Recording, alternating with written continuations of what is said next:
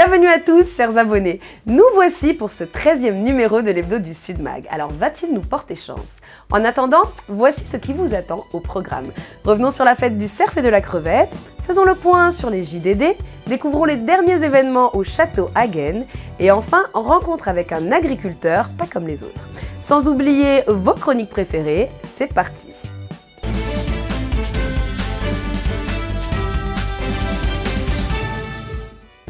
La 26e édition de la fête du cerf et de la crevette a battu son plein à l'hippodrome de Boulou-Paris qui a accueilli plus d'une centaine d'exposants. La présidente Sonia Backès et une délégation d'élus ont salué la qualité des produits exposés qui mettent en lumière la richesse du monde rural. Pas moins de 7000 visiteurs ont fait le déplacement.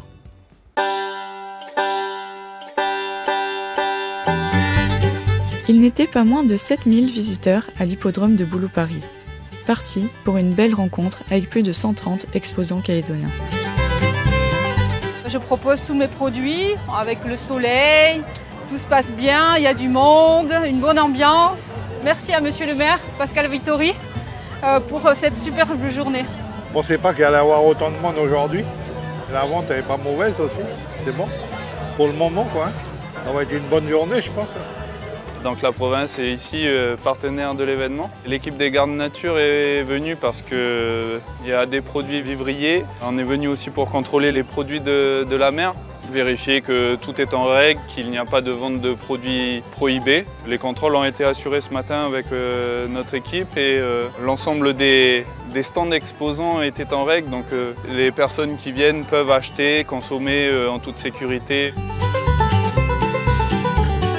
Une 26e édition qui a battu son plein et dont la présidente Sonia Backès a salué grandement la qualité des produits exposés. Le tout dans une ambiance décontractée avec de nombreuses animations, de artisanat, entourées des animaux de la ferme.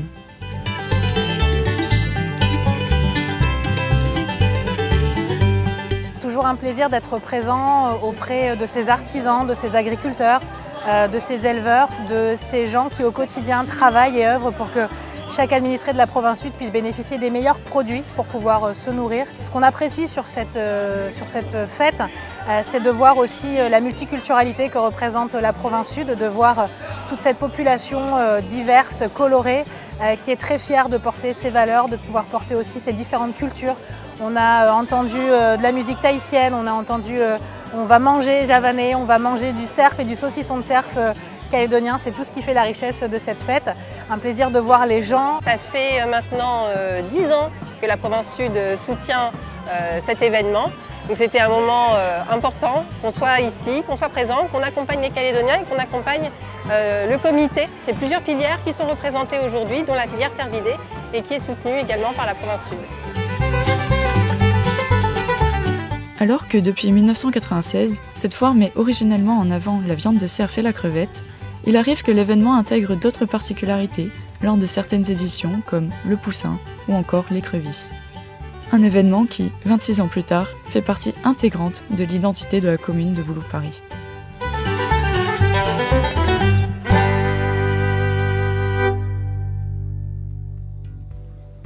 Et maintenant, ce qui a fait l'actu de ces derniers jours.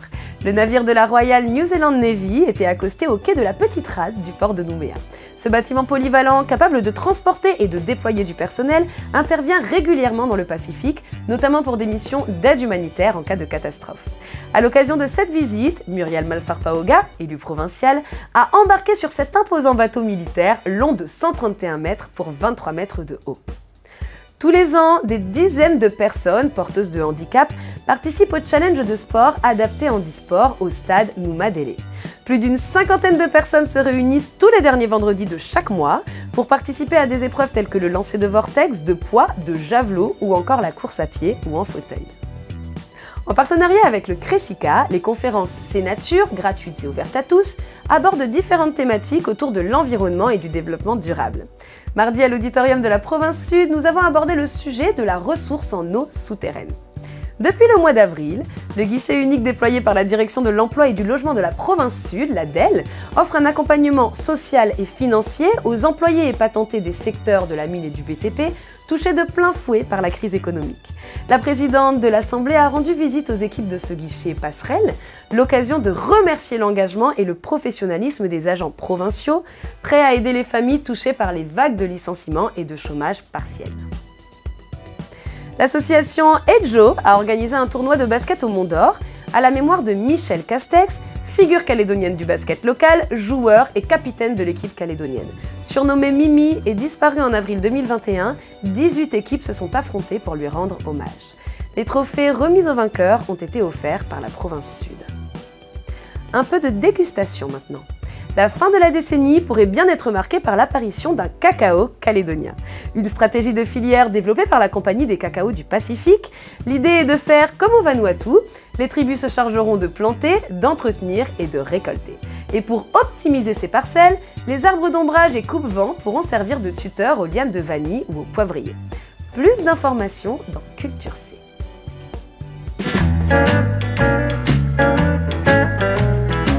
Le cacao sur notre caillou. Les premiers cacaoyers calédoniens ont été importés du Vanuatu il y a plus d'un siècle. Dès 1912, la Chambre d'agriculture a accompagné l'implantation de parcelles pilotes à partir de cabosses acquises aux Nouvelles-Hébrides. Le cacaotier, c'est pas le machin qui fait du chocolat? Si, avec Willy Wonka, le mec de Farino. Willy Wonka? Je connais pas. Moi je connais Willy de Canala, c'est mon cousin, mais... Eh, si tu n'existais pas, il faudrait t'inventer, toi.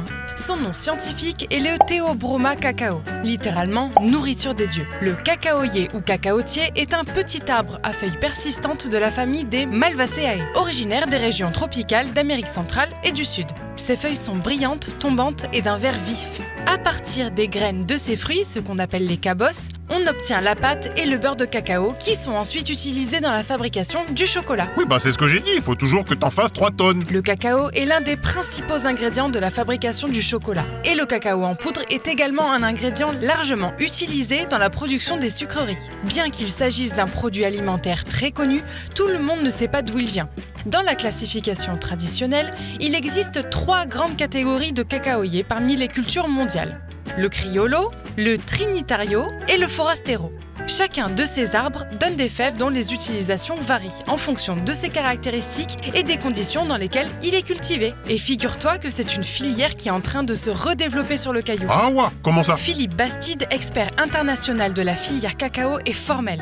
Les arbres qu'il a découverts dans la vallée de Nédivin, ainsi que sur toute la côte est de la Grande Terre, produisent des fèves d'une rareté et d'une qualité exceptionnelle. Et ça se vend cher la carabosse là? Le prix d'une cabosse de cacao varie selon la qualité, mais généralement entre 4 000 et 5 000 francs. Il y en a combien par arbre? L'expert a rendu visite à un propriétaire d'un terrain à Wailou. À l'arrière de son jardin, un cacaoyer a produit une centaine de cabosses chaque année, alors que la moyenne mondiale tourne autour de 15 par arbre. Mais qu'est-ce que tu fais encore? L'engin! Mais ça fait beaucoup de pieds ça! Bon allez, Tal, je vais aller voir mon cousin de Canada. Sans oublier que les chocolatiers calédoniens sont de plus en plus exigeants sur la qualité des produits. Point sur le dispositif Jeunes de la province Sud. 100% jeunesse et développement durable, les JDD permettent de réaliser des centaines de projets menés par plus de 600 jeunes. Cet engagement leur offre la possibilité de découvrir, d'apprendre et de s'approprier les problématiques du développement durable grâce à l'appui des 17 ODD, Objectifs de développement durable. Plus d'explications avec Yolani Martin, chef du pôle à la DCJS. Dans le cadre de sa stratégie en faveur de la jeunesse, la province Sud renouvelle une 9e fois le forum JDD Jeunesse et Développement Durable. Présenté au mois d'avril au stade du PLGC à Nouméa, ce dispositif offre aux jeunes la possibilité de découvrir, d'apprendre et de s'approprier les problématiques du développement durable grâce à des animations ludiques en y associant des activités physiques de pleine nature, culturelles et de sensibilisation à l'environnement. En 2023, 183 ambassadeurs JDD se sont engagés dans ce dispositif, donnant naissance à 21 projets dans une quinzaine d'établissements scolaires de la province Sud. La première semaine d'immersion se déroulera au mois de juin à Poé pour les classes de CM1 jusqu'à la 4e. Les jeunes auront ensuite jusqu'au mois d'octobre pour développer un projet dans leur établissement en lien avec le développement durable. Donc aujourd'hui, ce qu'on essaie de faire, c'est de faire se rencontrer à la fois les établissements scolaires, donc ça va du primaire jusqu'à l'université, rencontrer les établissements scolaires qui vont porter un projet de développement durable et avoir des échanges avec des associations qui sont environnementales sur le bien-être humain, sur l'égalité des genres, sur plein de thématiques différentes. Et donc les élèves, pour ceux qui ont déjà une idée de thématique qu'ils aimeraient travailler et porter un projet durant l'année, bah oui, ils pourront rencontrer des partenaires qui pourront parrainer leur projet et se faire accompagner tout au long de l'année. Et pour les autres, par là-bas, on a un mur des idées, donc avec des thématiques qui répondent aux ODD des Nations Unies de développement durable. Et donc ils pourront aller chercher de l'idée, rencontrer les partenaires et qui les aideront à monter leur projet. Pour cette année 2024, la thématique choisie est « Moi et mon environnement ». Ce thème permettra de travailler à la fois sur les notions de bien-être et d'épanouissement des jeunes, tout en valorisant les objectifs du développement durable définis par l'ONU. La présentation finale des projets aura lieu au mois d'octobre au Centre culturel Djibao. Pour rappel, cette 9e édition du forum a pour thématique « Moi et mon environnement ». Pour s'inscrire, c'est le site juste ici. On fait un peu dans la confidence aujourd'hui avec la question du jour. Pour vous, chers amis, quelles sont les 3 choses les plus importantes dans la vie? Quelque chose à faire, quelque chose à aimer, quelque chose à espérer? Les équipes de Dans ma rue vous donnent la parole.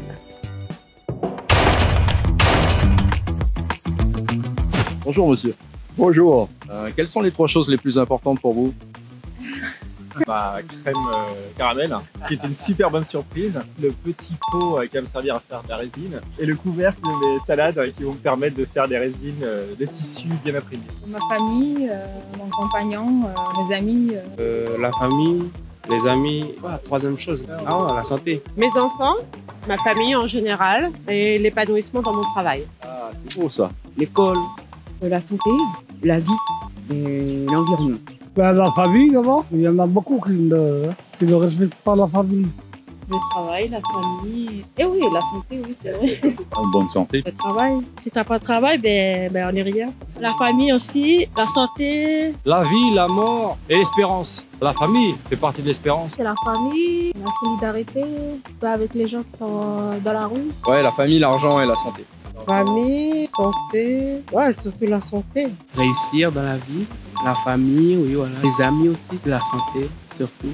La vie et les enfants, la santé, le bonheur, et qu'on soit en harmonie avec tout le monde. La prière, la prière, la prière. Les enfants, ma vie familiale, le plus important déjà c'est ça. Puis il y a le travail aussi, pour vivre, on est obligé de travailler. Et la santé, une bonne santé. La famille, la santé et puis le travail, avoir de l'argent. La santé, la famille et le bonheur. Oui, voilà.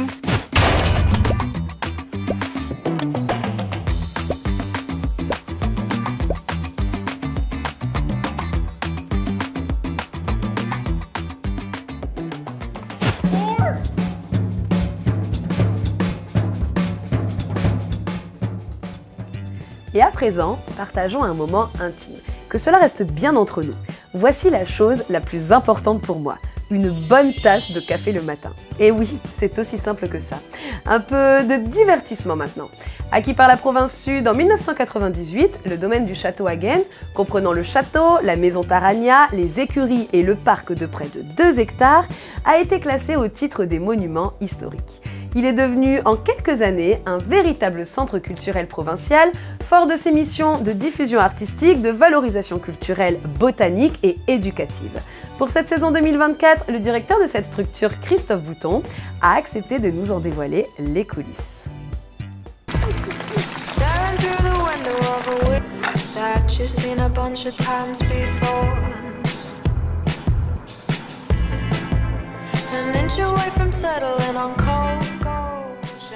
Alors, le domaine du château Hagen a 166 ans cette année. Ça a été d'abord un lieu d'habitation privé avant de faire partie de l'institution provinciale.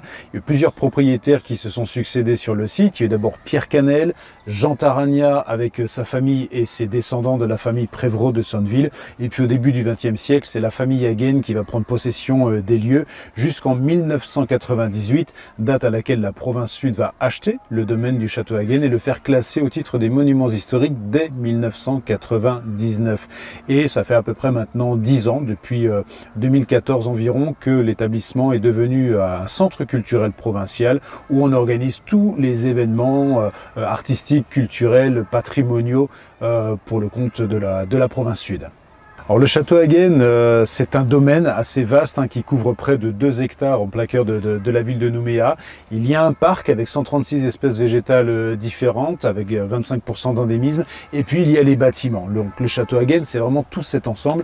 Les bâtiments, avec le bâtiment principal qui est derrière moi, qui a été construit entre 1889 et 1892. Bâtiment avec une architecture multiple. La maison Tarania fait bien entendu partie de l'architecture de ce domaine. Une des premières maisons en dur de Nouvelle-Calédonie, et puis le parc est véritablement remarquable aussi. On a l'amphithéâtre culturel qui est un aménagement paysager qui a pris place dans l'ancienne carrière de pierre dans laquelle on avait extraites les pierres pour construire le château. Donc l'ensemble constitue un élément patrimonial, de valorisation patrimoniale assez remarquable pour la province sud. Si on devait caractériser le château par une expression, je dirais que ce serait le lieu de la libre expression artistique, culturelle, patrimoniale, une véritable plateforme hybride qui permet de regrouper tous ces secteurs-là, et avec un point fort, c'est l'accès totalement gratuit à l'ensemble de nos actions, que ce soit expositions, spectacles ou ateliers. La saison 2024 du château Hagen est, comme les années précédentes, assez multiple, riche, variée et hybride. Mais pour parler de ce qui se voit le plus au niveau du grand public, je vais citer les expositions et les spectacles. Au niveau des expositions, plusieurs expositions cette année, mais je mettrai un focus sur une exposition qui va arriver sur juin, juillet, août, consacrée au street art et au pop art en lien avec les Jeux Olympiques de Paris 2024. Le château Hagen est vraiment inscrit dans la démonstration et l'exposition d'art contemporain, et on va avoir en fin d'année, à partir du mois de novembre, une exposition plutôt à caractère historique et patrimonial pour rendre hommage à Jean Tarania, arrivé sur le territoire il y a 180 ans. Donc le credo du château Hagen en matière d'exposition, c'est l'art contemporain, mais il nous arrive fort heureusement de faire parfois des expositions aussi historiques pour le devoir de mémoire aussi que nous devons conserver. En termes de spectacle, j'annoncerai la scène musicale qui va arriver au mois de juin.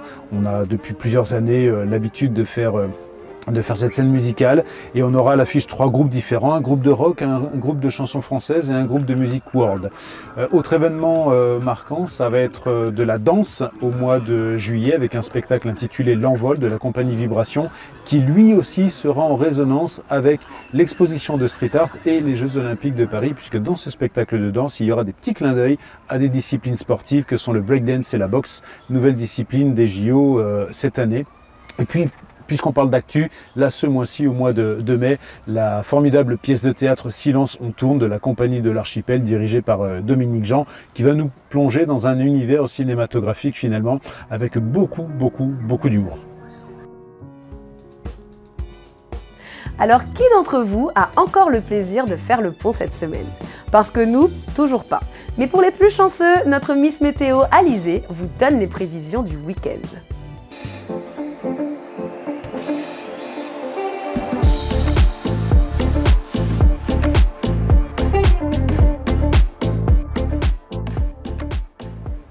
Salut les copains! Bon, j'espère que vous n'avez pas pris au sérieux les petits délires météorologiques que je vous ai sortis la semaine dernière. Je vous avais dit que j'avais pas les bulletins météo et que j'allais au feeling, donc ne m'en voulez pas. Mais bon, je crois qu'il va falloir que je travaille mon 6e sens. Bref, on y va direct parce que la prod est en train de me dire que je suis trop longue. Bon, samedi, attendez-vous à une journée avec des nuages malicieux qui se promèneront un peu partout in the sky. Du côté est-sud-est, il y aura peut-être des mouvements avec des rafales de vent pouvant atteindre 26 km/h. Les températures devraient tourner autour de 24 degrés avec une petite baisse jusqu'à 18 degrés dans la soirée. Le soleil se lèvera à 6h14 et se couchera à 17h27, des jours de plus en plus courts, dis donc. La marée sera haute à 9h33 et 22h42 et basse à 4h04 et très basse à 15h55. Dimanche, attendez-vous à un temps principalement ensoleillé, mais quelques nuages viendront faire un petit tour dans le ciel de temps en temps. Le vent d'est qui sera modéré soufflera moins fort, atteignant environ 18 km/h. les températures oscilleront entre 25 degrés dans la journée et 19 degrés le soir. Pensez à prendre une petite veste pour la soirée, on sait jamais. Je ne voudrais pas que vous tombiez malade et que vous ne puissiez plus regarder notre magazine hebdomadaire. Le soleil se lèvera toujours à 5h16 et se couchera toujours à 17h27. La marée sera haute à 10h11 et 23h29 et basse à 4h50 et très basse à 16h34. Samedi, c'est la journée des Estelles et dimanche, c'est le jour des Achilles, alors bonne fête à vous! N'oubliez pas que mercredi, c'était férié pour la commémoration de la victoire de 1945 et jeudi, eh bien, c'était l'Ascension. J'espère que vous êtes reposés. Mais attendez, c'est pas tout parce que samedi, c'est la journée mondiale des espèces menacées. Alors prenons soin de nos amis à poil, à plumes et à écailles. Et dimanche, c'est aussi la journée internationale des femmes en mathématiques, l'occasion de célébrer toutes celles qui savent brillamment jongler avec les chiffres. En tout cas, qu'importe les jours de fête, la lune sera croissante et présente de 9h16 jusqu'à 19h58 et dimanche de 10h14 à 20h57. Allez, moi j'y vais, j'espère que vous passerez un très bon week-end et je vous dis de nouveau à la semaine prochaine.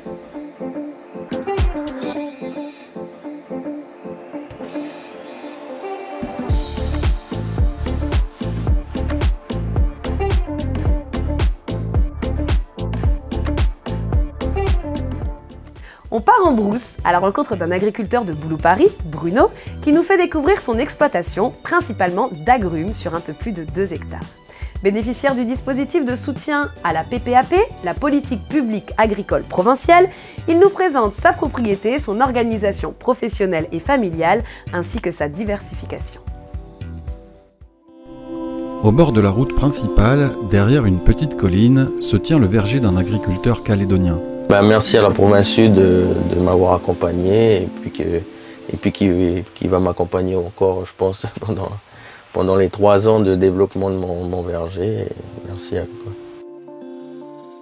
Bruno Bourgine est issu d'une famille d'éleveurs sur la commune de Boulou-Paris depuis plusieurs générations. Je suis agriculteur, mais bon, j'ai mon boulot à côté. Je fais pendant les week-ends et mes temps libres de l'agriculture. J'ai un petit élevage de cochons, je fais un peu de bétail et puis là ça fait 1 an que je me suis lancé grâce à la province dans les arbres fruitiers.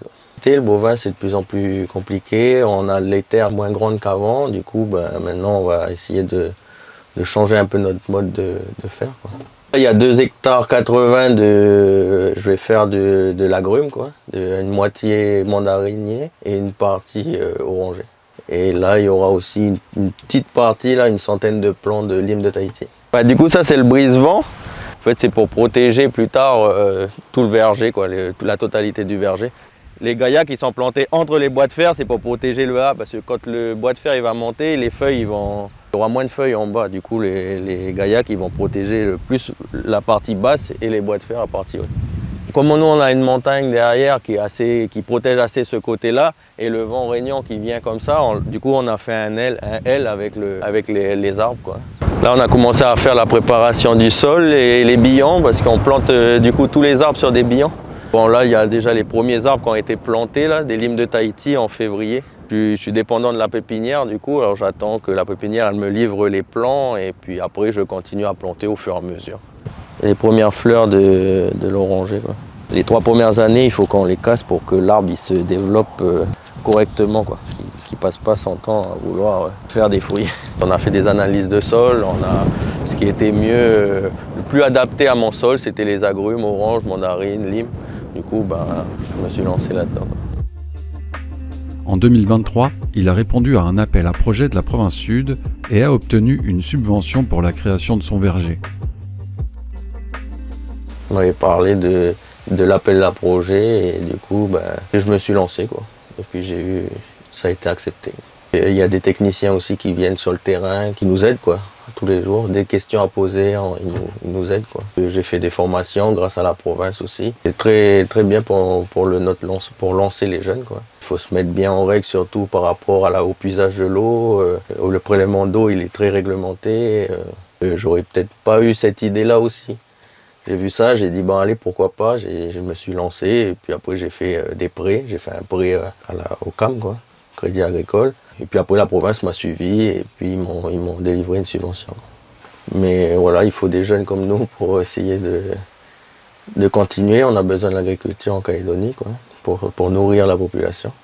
Et du coup pour l'irrigation, ben, j'ai un forage un peu plus bas là, sur à peu près à 900 mètres plus bas, et qui alimente cette cuve là, et de cette cuve là il y a une conduite mer qui descend tout le long de la barrière, et devant chaque billon j'ai sorti un tuyau avec des vannes, et puis ça c'est pour tirer les gouttes à gouttes sur chaque billon quoi.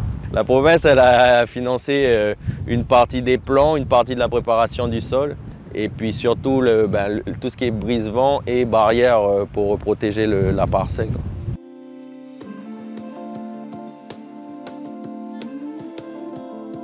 Les études de la province sud ont montré un vieillissement important du verger calédonien et une tendance au ralentissement des productions fruitières locales. Il y a beaucoup de jeunes qui sont motivés mais qui n'ont pas de foncier. Moi j'ai eu la chance d'avoir un foncier grâce à mon père, et puis c'est déjà 50% du match gagné quoi.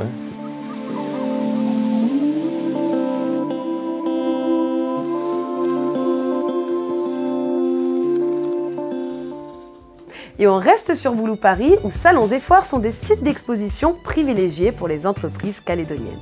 Lieu pour faire connaître ses produits, ses services ou ses savoir-faire, et c'est également le moyen de faire de belles démonstrations, le tout au cours d'une balade familiale. On s'évade en images.